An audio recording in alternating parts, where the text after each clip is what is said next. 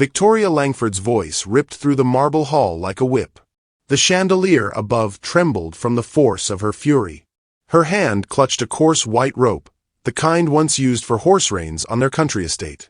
But tonight, it was looped cruelly around the neck of the woman kneeling before her. "Please, Mrs. Langford." "I didn't do anything," gasped Naomi Brooks, the 48-year-old maid who had served the Langford family for more than 2 decades. Sweat and tears slicked her trembling face.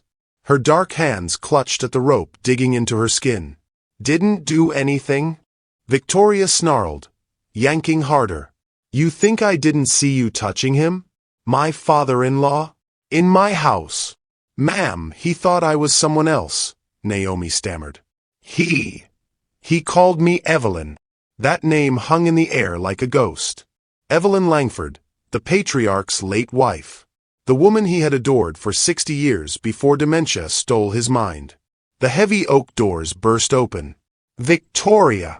Julian Langford, 47, tall and immaculate even in shock, stopped cold at the sight, his wife holding a rope around the maid's neck, his elderly father trembling by the doorway. "What in God's name are you doing?" he demanded.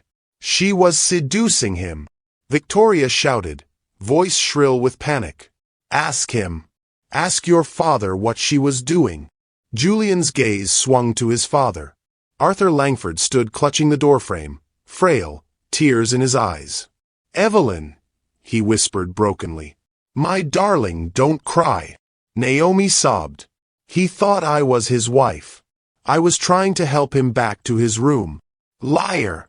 Victoria screamed, jerking the rope again. Julian lunged forward, tearing it from her hands and throwing it across the room. "Enough! Have you lost your mind?" The echo of that shout filled the mansion. The guards froze in the hallway. Victoria stared at her husband, disbelief and humiliation blazing in her eyes. "You're defending her," she hissed. "She's been playing you all, just like she played him." Julian didn't answer.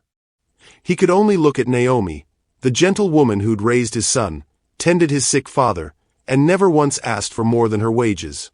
Her throat was red and raw. Her eyes were full of shame, not guilt. And that was the night the Langford mansion stopped being a home, and became a stage for the reckoning to come. Before we dive deeper into this shocking story, pause for a second.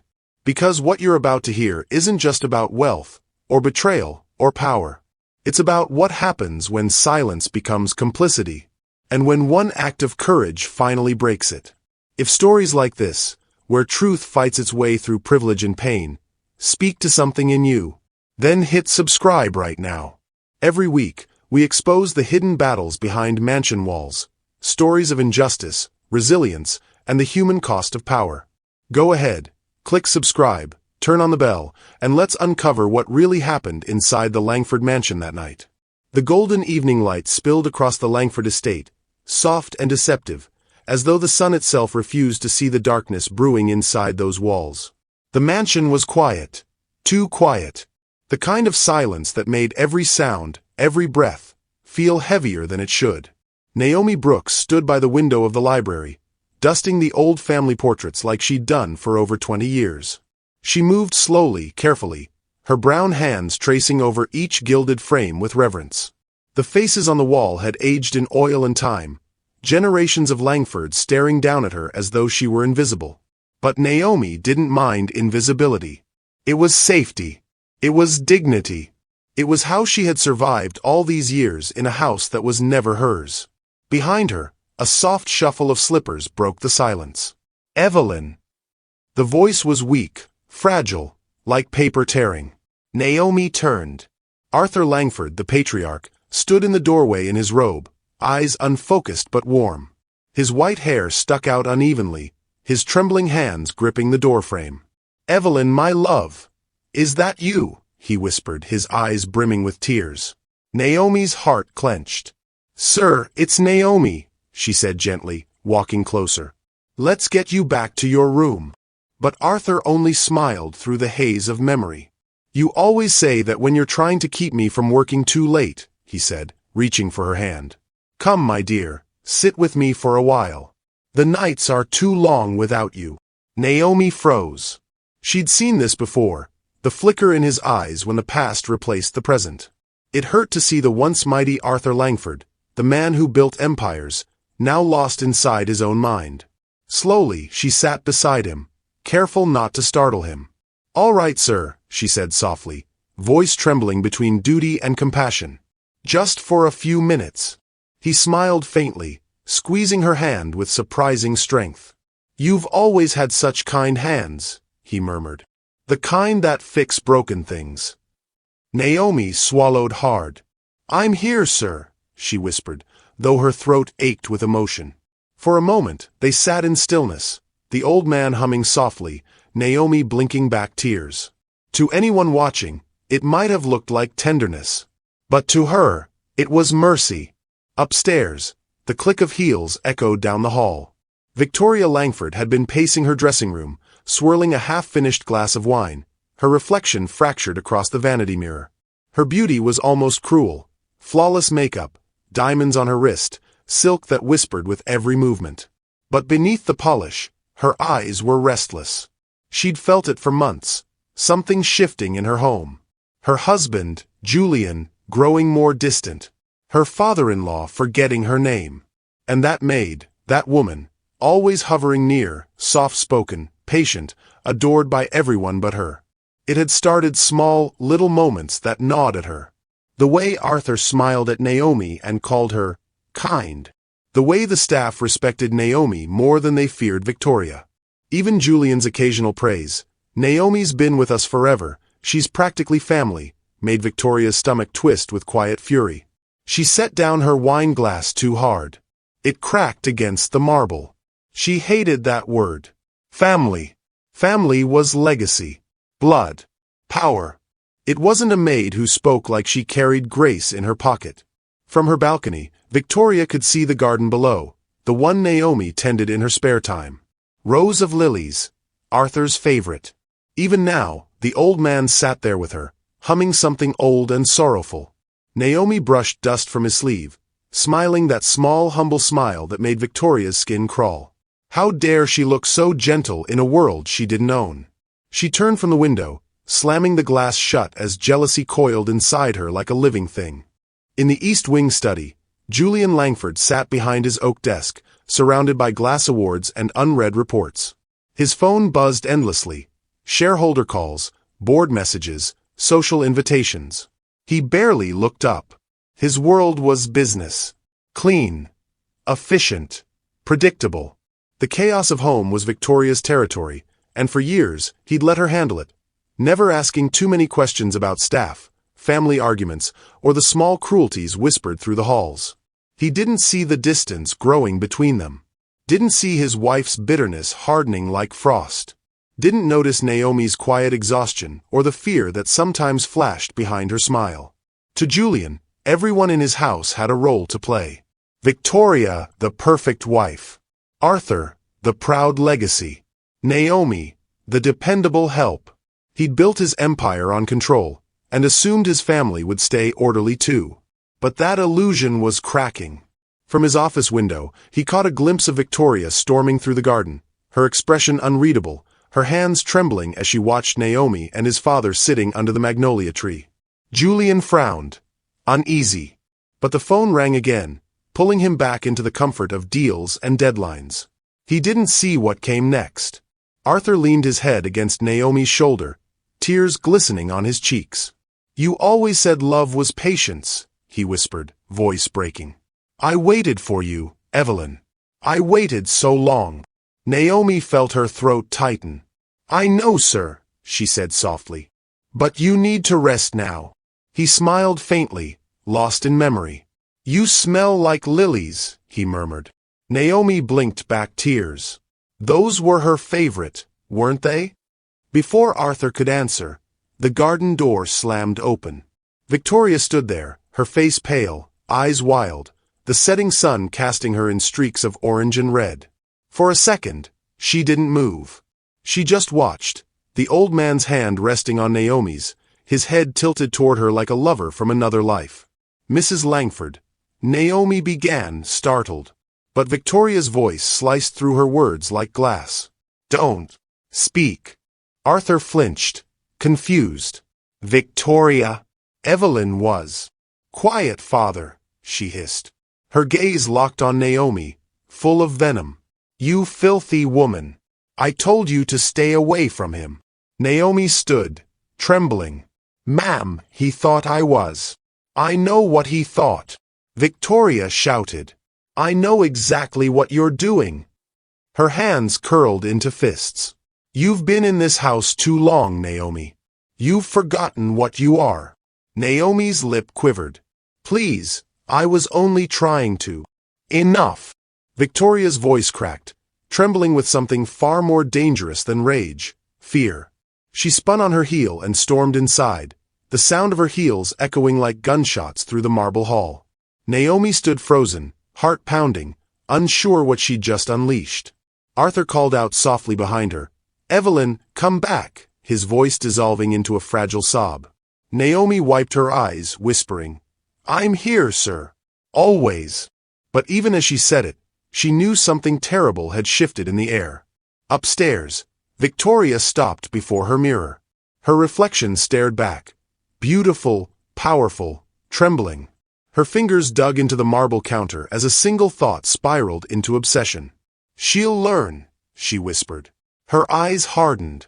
She'll learn what happens when the help forgets her place. And somewhere below, the night began to turn. Morning came heavy over the Langford estate, the kind of quiet that wasn't peace but aftermath. Even the birds outside seemed to hesitate before breaking the silence. The mansion, usually filled with the low hum of movement, Maid sweeping, doors closing, coffee brewing, now felt like a church after a funeral. Naomi Brooks stood in the hallway before sunrise, her apron tied neatly despite the stiffness in her neck. The rope had left faint red marks, half hidden by her collar, but the ache beneath her skin was deeper than anything visible. She moved carefully, polishing the banister, straightening flowers, pretending her body didn't tremble. Pretending nothing had happened. Down the corridor, the staff whispered. Some pitied her. Some avoided her. Others feared being seen offering sympathy. In this house, loyalty wasn't measured by kindness. It was measured by silence. From the dining room came the click of porcelain. Victoria Langford sat at the long table, stirring her tea too loudly, her every motion sharp and deliberate. She didn't look up as Naomi passed the doorway. Her voice cut through the stillness. Naomi, she said coldly. Naomi stopped. Yes, ma'am. Victoria's eyes lifted, rimmed with sleeplessness but still burning with pride. You will not enter the East Wing today. My father-in-law doesn't need you hovering around him anymore. Yes, ma'am, Naomi replied softly. Victoria leaned back, her manicured hand resting on the table as though staking her claim on it. And do try to stay out of sight. You've caused enough disruption in this house. Naomi bowed her head. Understood. But before she could turn away, a new voice broke in, deeper, steadier. Enough, Victoria. Julian Langford stood in the doorway, still in his pressed shirt from last night, his jaw tight, his eyes shadowed. He hadn't slept either. Victoria froze, her spoon clinking against the cup. Enough. I'm protecting your family's dignity, Julian. You humiliated someone in front of the entire staff, he said quietly. That's not protection. That's cruelty. Her lips curled. Oh, you feel sorry for her now? That woman's a manipulator. Julian, don't let her fool you with that meek act. You saw her. She had her hands all over your father. Julian inhaled deeply, his patience fraying. He has dementia, Victoria. He thought she was my mother. Exactly, she shot back. He thought she was your mother. And she didn't correct him. She let him touch her. She enjoyed the attention. Naomi's eyes flickered up, pain and disbelief colliding in her chest. Mrs. Langford, please, she whispered. I would never. Quiet. Victoria snapped, her voice rising. Julian's hand slammed against the table. That's enough. The sharp sound silenced everything. The clatter of silverware, the faint hum of the refrigerator, even the air itself. Victoria flinched. Naomi took a small step back. Julian's voice dropped lower, colder. Naomi, go check on my father, please. Yes, sir. Her voice was barely audible, but she turned quickly, walking toward the east corridor before Victoria could object again. When she was gone, Victoria turned on her husband with trembling fury. You're defending her. In our home. In front of me. I'm trying to stop you from destroying yourself, Julian said, his tone weary but firm. Whatever this is, jealousy, fear, pride, it's blinding you. She scoffed. You're blind, Julian. She's using your father's illness to manipulate you both. He didn't reply. His silence was the worst insult of all. In Arthur's room, sunlight filtered through half-drawn curtains. The old man sat propped up on his pillows, his frail hands trembling over the bedspread. When Naomi entered, he smiled faintly. My Evelyn, he whispered. Naomi swallowed. It's Naomi, sir. I brought your tea. He blinked, trying to place her, then sighed, his confusion softening into sorrow. You're kind, Naomi. I can tell. You've always been kind. She set the tray down and adjusted his blanket. Rest now, Mr. Langford. He caught her wrist gently before she could step away. That woman, your mistress, she has poison in her heart. Don't let her chase you away. Naomi froze, his words trembling in the air. She's afraid, he continued weakly. Afraid of being less loved. But you have a good heart, child. Don't let evil drive you away. Naomi smiled faintly, her eyes glistening. Thank you, sir, she said softly, though she knew he would forget these words within the hour. Still, they landed like a small mercy. By afternoon, the mansion returned to its performance of order. Victoria retreated to her room, claiming migraines. Julian buried himself in meetings, though his mind never truly left the night before. And Naomi moved quietly through the house like a ghost, her footsteps light, her face unreadable. But beneath that fragile calm, unease grew like ivy. Julian couldn't stop replaying it in his head, the rope in Victoria's hands, the red marks on Naomi's neck, the terrified look in his father's eyes. Every time he closed his own, the image returned sharper, uglier. That night, he sat alone in his study.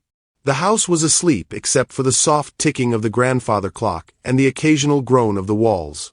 A single glass of scotch sat untouched beside him. He stared at the glowing security monitors lined across the desk. 8 silent screens. 8 angles of the house. For years, they had been nothing but decor, security for the sake of appearance. But now, they pulsed with quiet accusation. Julian leaned forward, elbows on the desk. His reflection in the glass looked older, wearier than it had the night before. His fingers hovered over the controls. He didn't know what he was searching for. Truth, proof, maybe forgiveness. But something deep inside whispered that the answers were already there, waiting. He took a long breath. Then another. And finally, he clicked play. The screen flickered, casting pale light across his face. There was Naomi, moving through the library the night before, her figure small but graceful. Then Arthur appeared, frail, lost, reaching for her. Julian watched him call her by his wife's name, watched Naomi's hesitation, her compassion, the way she helped him sit, the way she didn't pull away even when it broke her heart. There was no seduction, no deceit, only kindness. Julian's jaw tightened. His heart sank as he realized how wrong the accusations had been. But the footage didn't stop there. In another frame, movement caught his eye. Victoria, storming down the hallway, her heels sharp, her reflection flashing across the mirrors like a ghost of fury. Julian's hand froze over the pause button.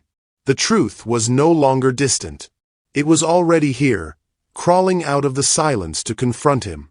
And as the clock ticked past midnight, the Langford mansion seemed to exhale, as though even its walls knew what he had just begun to uncover. The lies weren't buried anymore. They were playing right before his eyes. Julian Langford sat motionless in the glow of the security screens. The room was dark except for the faint blue light reflecting off his face, drawing hard lines across his jaw. His glass of scotch sat untouched, beads of condensation pooling around its base. He barely blinked. His eyes were fixed on the grainy footage, replaying what his memory had refused to believe. On the screen, Arthur Langford appeared first, frail, confused, wandering into the library like a ghost in his own home. The timestamp flickered in the corner. 8:37 p.m. Naomi Brooks entered moments later, her cleaning cart beside her. She froze when she saw the old man. Evelyn. Arthur's voice crackled faintly through the audio feed. Julian leaned forward, his breath shallow.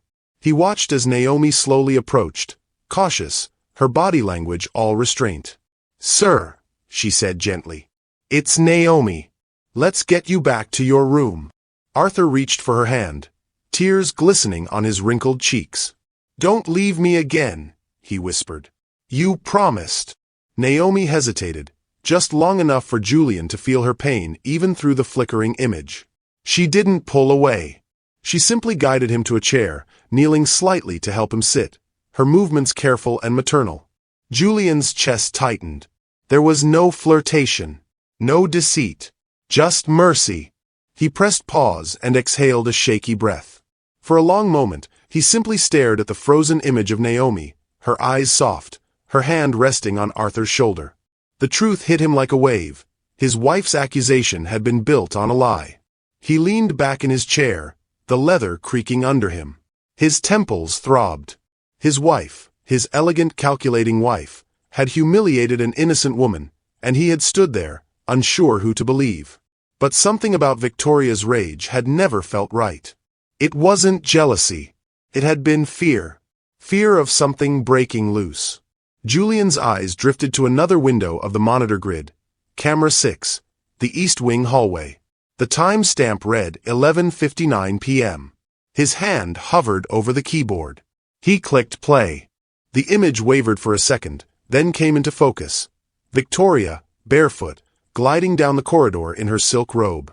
Her blonde hair was loose, her posture sharp, purposeful. Julian frowned. That part of the house was closed at night. She looked around, then stopped outside a door, Arthur's door. For a moment, she simply waited. Then another figure appeared from the shadows. Anthony Hale, the Langfords' head of security. A man Julian had trusted with his family's safety for nearly a decade. Julian's heart sank. He turned up the volume. "Is he asleep?" Victoria whispered. Anthony nodded.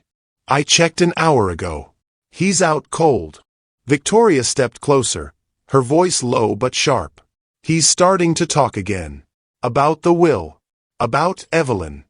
He almost told Julian last week." "Then we need to act fast," Anthony said. "If the will says what you told me it says, you're not just losing the house. You're losing everything."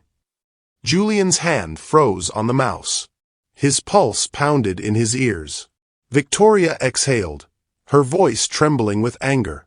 "My husband thinks I'll hand over control of the estate to that woman and her precious father. Arthur doesn't even know what he's signing anymore. We have to move him out, quietly." Anthony tilted his head. "And the maid? She's been snooping," Victoria hissed. "She's too close to him. Too soft. He trusts her. If she stays, she'll ruin everything." Anthony's tone hardened. "You want me to handle it?" Julian leaned forward, every muscle in his body tense. Victoria's answer came cold, without hesitation. "Yes. Get rid of her. I don't care how." The room went silent except for the soft hum of the monitors. Julian's hand trembled as he reached for the keyboard. He wanted to stop watching, but he couldn't. He had to see it all.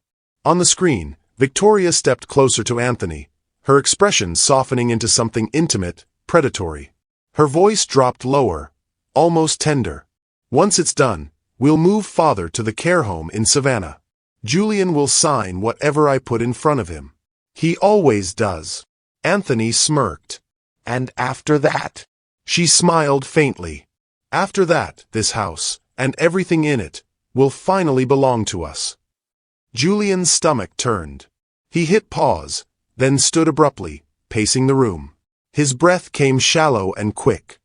His wife, the woman he'd built his empire beside, had been conspiring not just against him but against the very man who had given them everything. Arthur's trust, Naomi's dignity, his own marriage. All of it had been collateral. He turned toward the monitors again. His reflection stared back at him, haunted, disbelieving. For years, he had told himself the Langford name stood for honor, legacy, family. Now, it all looked like a lie carved in marble. He sat again, slower this time, calmer but colder. His hand reached for a small silver flash drive on the desk. He inserted it into the computer and began copying the footage. Every click of the keyboard echoed like a gunshot. When the progress bar filled, Julian ejected the drive and turned it over in his hand. It was small, harmless looking, but inside it lived the truth, the evidence that could shatter everything he'd built and everyone who'd betrayed him. He placed it gently into his inner jacket pocket. His fingers brushed against his heart as though reassuring himself he still had won. The footage resumed automatically. Julian turned back toward the screen just in time to catch one last image. Victoria, standing with Anthony outside Arthur's door. Her hand rested on his chest. His arm wrapped around her waist. They kissed. Slowly, easily, like two people who had done it before. Julian's jaw tightened.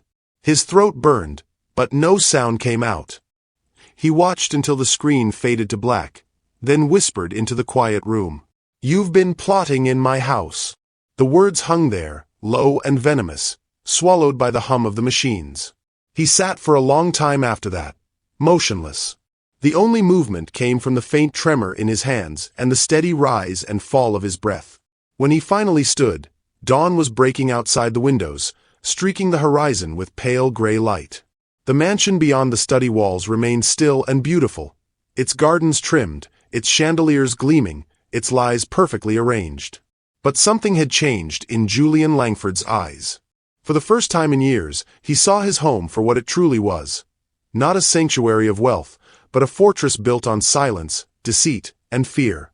And he would no longer be silent.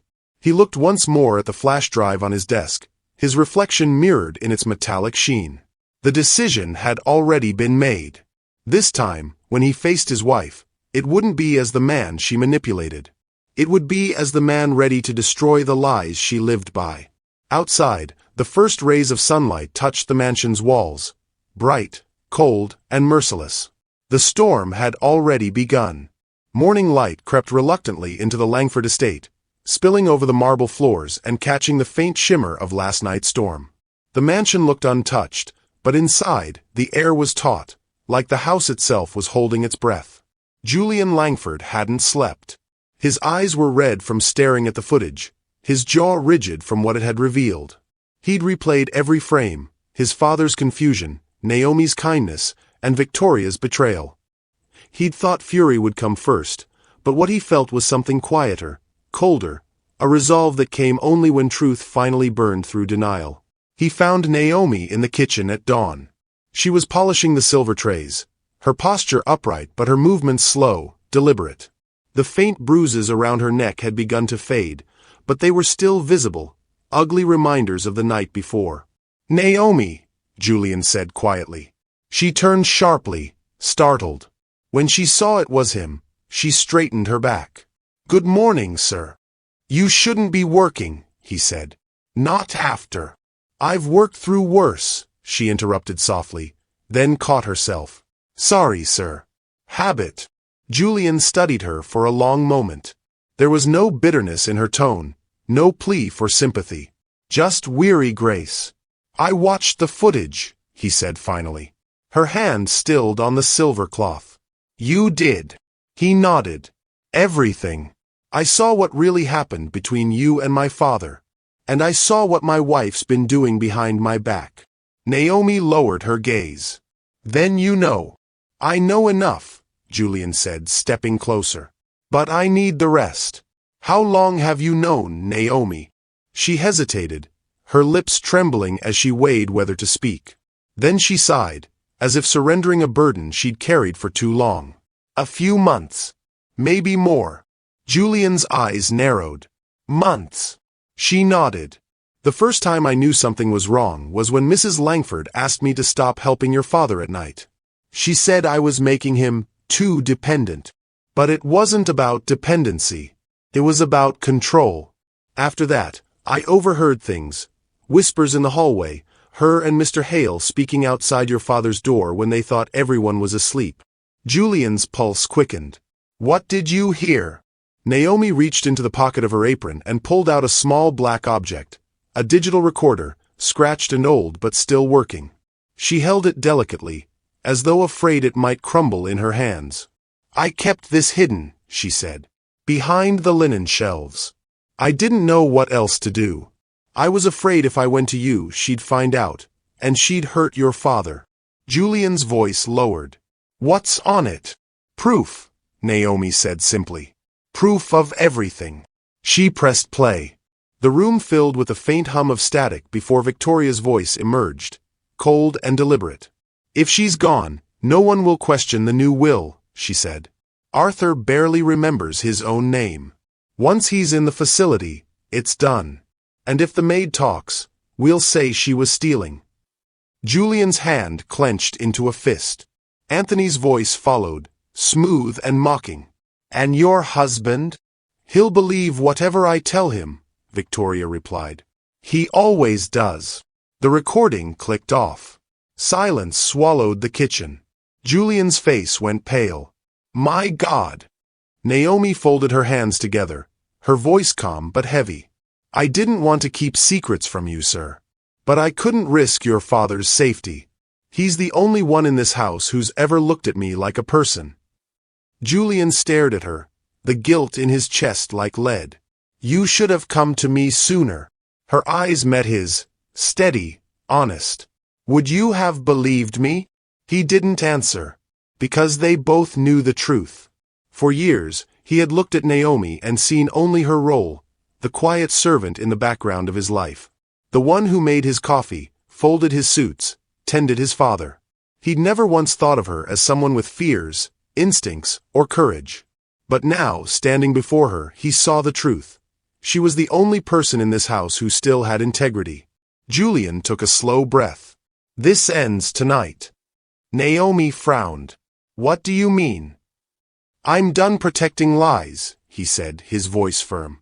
For years, my wife has played the perfect hostess, the loyal partner, the queen of this house. Everyone worships her. Everyone believes we're untouchable. So that's where it ends, at her own dinner table. Her eyes widened. You're going to expose her publicly? He nodded. I'm inviting everyone. Family, investors, the board, our friends. The people who believed in the Langford illusion. She built her power on appearances. We'll let the truth destroy it the same way. Naomi's brow furrowed. That's dangerous, sir. She won't go quietly. You know what she's capable of. I don't care, Julian said. It's time they all see what kind of woman she really is.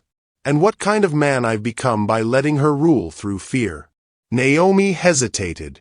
And what if the truth hurts more than the lies? For your father, for you. Julian's gaze hardened. The truth already hurts. But lies rot everything they touch. For a long moment, neither spoke. The air between them carried the weight of all that had gone wrong in the house. Finally, Naomi nodded slowly. Then you'll need this too, she said, placing the recorder in his hand. It's her voice. Her plan. Use it if you must. But be careful, Mr. Langford. Truth can cut deeper than vengeance. He looked at her, his throat tight. Naomi, after all she's done, you still sound like someone protecting her. I'm not protecting her, she said quietly. I'm protecting you. Julian blinked. Me. She nodded. You're about to walk into a war inside your own home. Don't lose your soul while fighting for what's right. People like your wife, they drag others down with them. Julian stared at her, the words sinking in like a quiet warning. Then he managed a faint, sad smile. It's already gone, he said softly. I'm getting it back. Naomi's eyes glistened, but she only bowed her head slightly. Then God help you, sir. He turned to leave, slipping the recorder into his coat pocket. The sound of his footsteps echoed down the corridor, steady, measured, resolved. By noon, the mansion was buzzing again. Florists arriving, caterers setting tables, security clearing the entrance. It looked like a celebration. But under the glitter and fine china, something darker waited to be served. Victoria had no idea what kind of dinner her husband was planning, or that before the night was over, the mask she'd worn for years would shatter in front of everyone who once envied her. And as Julian stood by the tall window of his study, staring at the storm clouds gathering over the city, he whispered under his breath, not as a prayer, but as a promise. Tonight, we start again.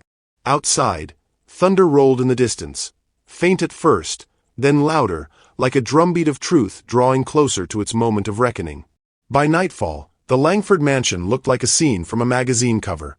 Grand, glittering, and deceitfully perfect. The chandeliers blazed like captured stars above the dining hall, casting light over the long marble table lined with fine china, crystal glasses, and silver cutlery polished to a mirror's edge. The soft murmur of polite conversation floated through the air, mixed with the gentle clink of glasses and the mellow notes of a live string quartet. To the guests, investors, family friends, and society's finest, it was just another Langford gathering, opulence on display, wealth disguised as warmth. But beneath the gold and laughter, something sharp lingered, something waiting to break. At the far end of the table, Victoria Langford sparkled beneath the light. Draped in a silver gown, her hair swept into perfection, she played the part of the doting wife effortlessly. Her laughter was honeyed, her eyes bright with practiced charm. Julian insisted on this dinner, she told a nearby guest, flashing her diamond smile. A celebration of loyalty and legacy. Isn't that right, darling? Julian, seated beside her, gave a slow nod. He was impeccably dressed, his composure calm but unreadable. That's right, he said softly, his tone even, but his eyes cold. Tonight's about truth. Victoria chuckled, mistaking the edge in his voice for dramatics. You see what I live with, she joked to the guests. Always so serious. At the other end of the room, Naomi Brooks stood among the serving staff, silent, composed, her hands clasped in front of her apron. She'd done her duty, arranged the wine, adjusted the table settings, made sure every candle flickered at the same height, but her heart beat fast. She could feel it, the storm building under the surface. Arthur Langford sat near the middle of the table, fragile but alert, his tired eyes flicking between his son and daughter-in-law. Something in his gut told him this wasn't just dinner. The guests laughed, glasses clinked again. And then, at exactly 8:30, Julian rose from his chair. Ladies and gentlemen, he began, his voice smooth but carrying weight. Before we continue this wonderful evening, I'd like to make a toast. Victoria smiled, raising her glass. Oh, how lovely! Julian lifted his glass but didn't drink. To loyalty, he said, his eyes sweeping across the table. To family. And to truth, because truth, unlike reputation, doesn't hide behind chandeliers. A hush fell over the room. The quartet stopped playing. Forks froze midair. Victoria blinked, her smile wavering. Julian, what's this about? He reached into his jacket pocket and pulled out a small black remote. His voice stayed calm. Just a little reminder of what loyalty should look like. He pressed the button. The soft jazz cut off instantly. The giant flat-screen television on the far wall flickered to life. At first, the guests thought it was a family slideshow or a tribute video. But the moment the first image appeared, every breath in the room seemed to stop. There was Victoria, on the screen, standing in the marble hall, her hand gripping a white rope looped cruelly around Naomi's neck. Her voice rang out clear through the speakers. You filthy woman! I told you to stay away from my father. A gasp rippled across the room. Guests turned, some covering their mouths, others whispering. Phones rose quietly, cameras recording. The footage continued, Victoria yanking the rope, Naomi crying out in pain. Then Arthur's weak, trembling voice. Stop this madness! The color drained from Victoria's face. Julian, turn it off, she hissed, her voice trembling now. This isn't what it looks like. Julian ignored her. The footage kept rolling, the slap, the racial slur, the humiliation. By the time the video ended, The silence in the room was suffocating. Then, with another quiet click, a new sound filled the air. "If she's gone, no one will question the new will," Victoria's recorded voice said, smooth and deliberate. Murmurs turned to gasps. Heads whipped toward her.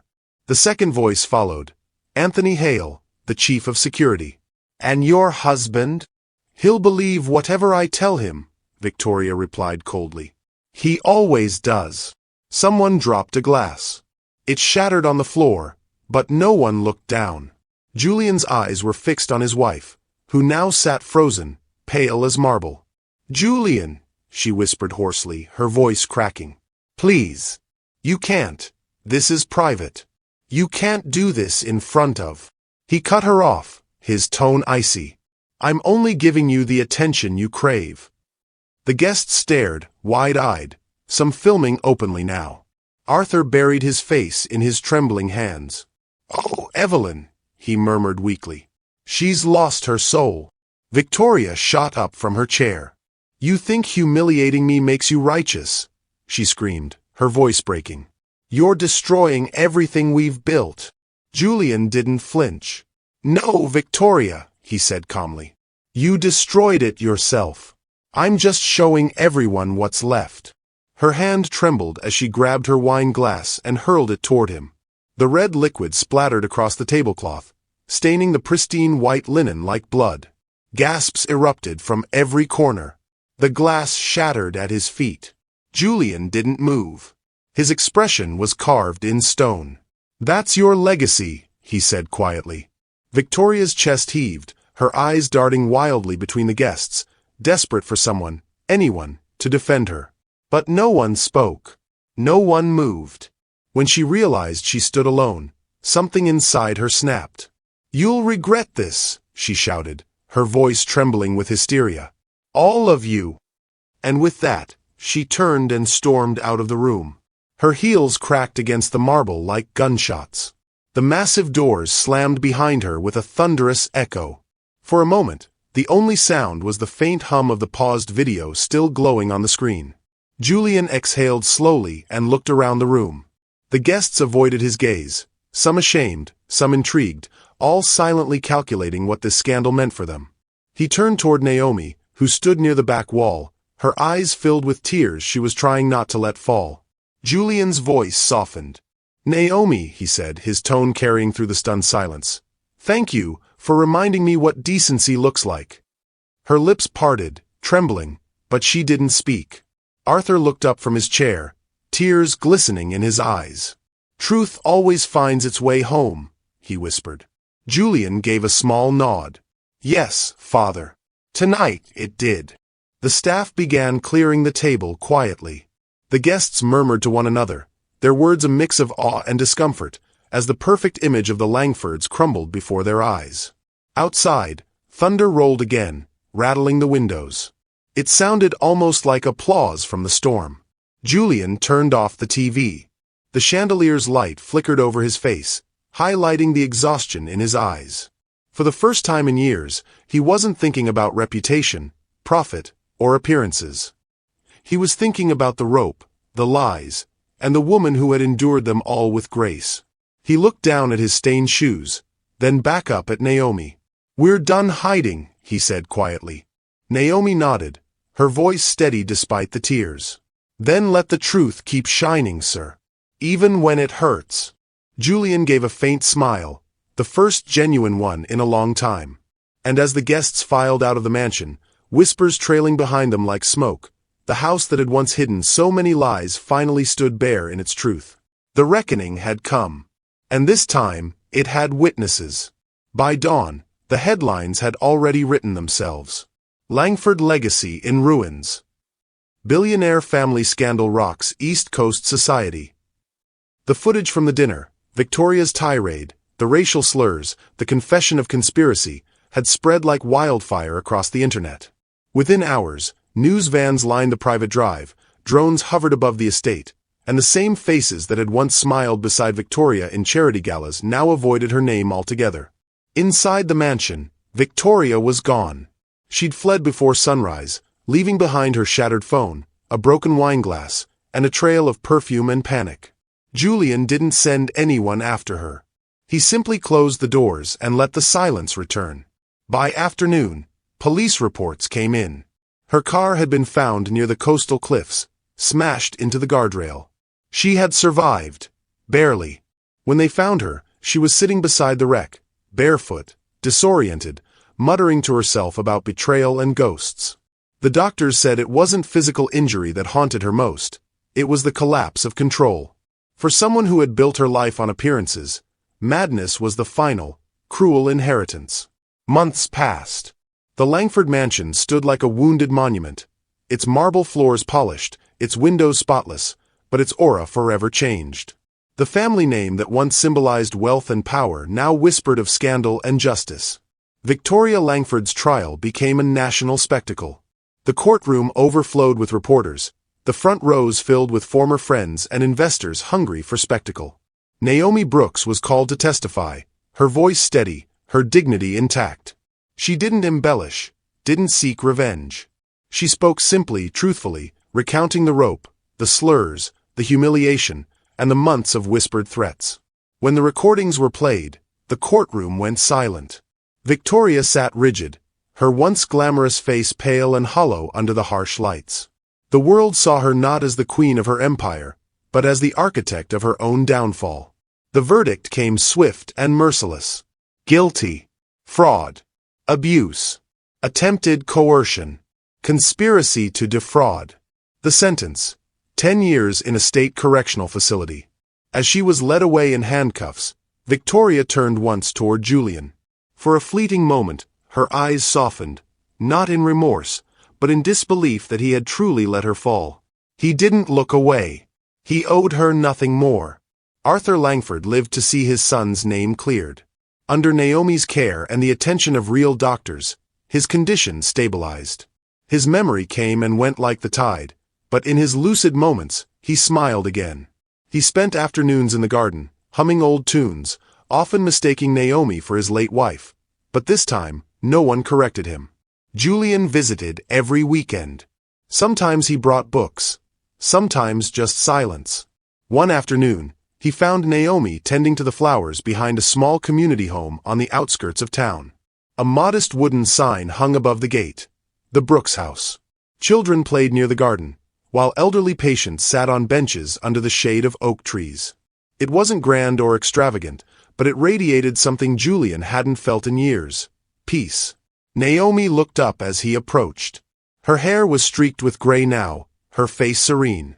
"You came," she said softly, wiping her hands on her apron. "I promised I would," he replied. They walked slowly through the garden. He watched her move with the same calm purpose she had in his home all those years. Gentle, precise, patient. "You built this place," he said. "With help." Naomi smiled faintly. "People needed work. The elders needed care. And I needed something worth believing in again." Julian nodded, his throat tightening. "You found it." She looked at him then, eyes full of quiet wisdom. "You did too, Mr. Langford. You just lost sight of it for a while." He chuckled softly. "You're still calling me Mr. Langford, after all this time." Naomi smiled. "Old habits." They stood in silence for a while, watching Arthur laugh with one of the children near the flower beds. His mind might drift between decades, but his heart was content. Before leaving, Julian placed a small donation envelope on her desk. "For the foundation," he said simply. Naomi shook her head. "You've already given more than money can buy. You gave truth a voice when it mattered." Julian met her gaze. "And you gave me the courage to face it." Years passed quietly. The Langford empire slowly rebuilt itself, this time on more honest ground. Julian took a step back from the public eye, focusing instead on restoring ethical business and repairing what his family name had broken. When he finally remarried, it was to a woman named Rachel, a writer, gentle and grounded, who cared little for social status. Together they built a smaller life, one defined not by headlines, but by meaning. They had a daughter, and as she grew, she often asked about the woman in the old photographs, the one standing beside Julian in the garden, smiling with tired but kind eyes. "That's Naomi Brooks," Julian would say. She taught me what grace looks like. The story of Naomi and the Langfords became almost legend in their circle, a quiet reminder of how power without compassion turns to rot, and how even the mightiest houses can be rebuilt, one act of decency at a time. On a soft spring morning nearly a decade later, Julian returned to the Brooks house. The sky was pale blue, and the garden was in full bloom. Lilies, Naomi's favorite. The home had grown. There were now 2 new wings, each named after donors and patients who had passed. He was older now, his hair touched with silver, his stride slower, but his eyes carried peace. A young nurse greeted him at the gate. "Mrs. Brooks passed away last winter," she said gently. "But she left this for you." She handed him a sealed envelope. Inside, in Naomi's elegant handwriting, were just a few words. "Forgive her. And forgive yourself." Julian's eyes stung. He looked up at the new stone plaque mounted near the entrance. The words carved into it read, "Forgiveness is the only chain that sets everyone free." He knelt down and placed a small bouquet of white lilies beneath it. For a long moment, he stayed there, breathing in the scent of the flowers, feeling the stillness settle over him. Somewhere behind him, a group of elderly residents laughed as they played cards near the porch. Arthur's old favorite melody played softly from a radio inside. Julian smiled.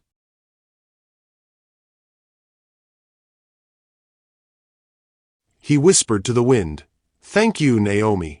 Then he stood, straightened his coat, and walked slowly toward the gate. The sun broke through the clouds just then, washing the garden in gold.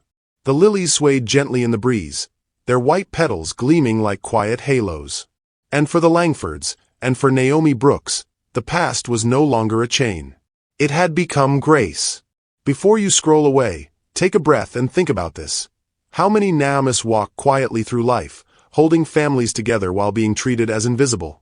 If this story moved you, subscribe and join this channel where we uncover the real cost of power, pride, and redemption.